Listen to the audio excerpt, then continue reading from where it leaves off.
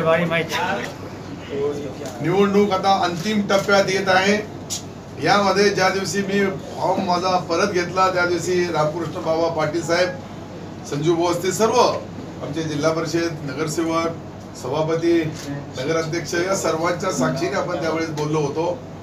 का 15 तारखेला आमची पुढील भूमिका स्पष्ट होईल आणि त्यानुसार आज सर्व इलेक्ट्रॉनिक मीडिया, प्रिंट मीडिया यांना विनंती करण्यात आली आणि ही प्रेस कॉन्फरन्स आपल्या माध्यमातून लोकांपर्यंत आमचा संदेश जावा ही विनंती करण्यासाठी मी आपल्या सर्वांना बोलवलो। आपण सर्व आलात त्याबद्दल मी सर्वांचे मनापासून आभार मानतो आणि आभार मानताना शेवटी प्रसार माध्यमातून आपली जो काही निर्णय झालेला आहे, अनेक लोकांशी चर्चा केल्यानंतर औरंगाबाद लोकसभा मतदारसंघाच्या कानाकोपऱ्यामध्ये लोकांपर्यंत जाऊन त्यांचा विचारविनिमय केल्यानंतर आपल्या या जिल्ह्याचे ज्येष्ठ नेते, आपल्या सर्वांचे मार्गदर्शक माजी खासदार रामकृष्ण बाबा पाटील यांच्या सहित अनेक आमचे जे संजू भाऊ जगताप आहेत, या सर्व नेत्यांशी चर्चा केली। मी औपचारिक फक्त 2 नाव सांगितलं। आमच्या सर्वांच्या चर्चा झाल्यानंतर चर्चांती असं ठरवण्यात आलं का एक शिकलेला तरुण, शेतकऱ्याचा मुलगा, शेतकऱ्याची जाणीव ठेवणारा, आतापर्यंत अनेक लोक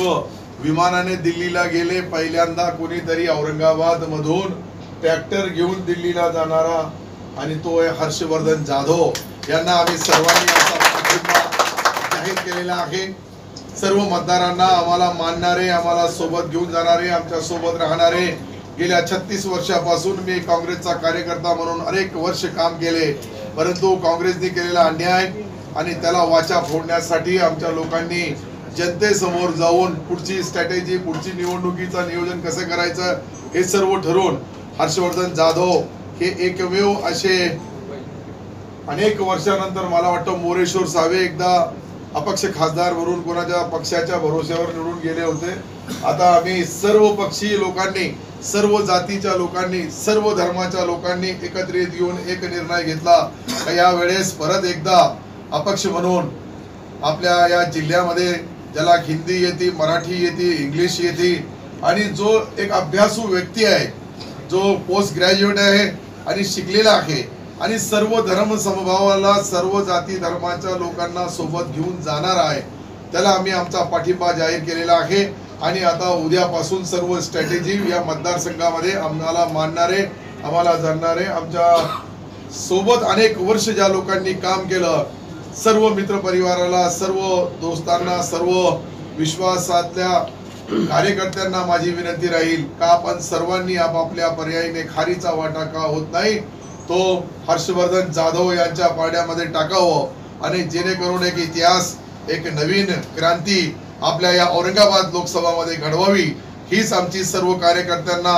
विनंती आहे। आणि निश्चित मला विश्वास आहे की ही निवडणूक आम्ही हर्षवर्धन जाधव साहेबांची सहज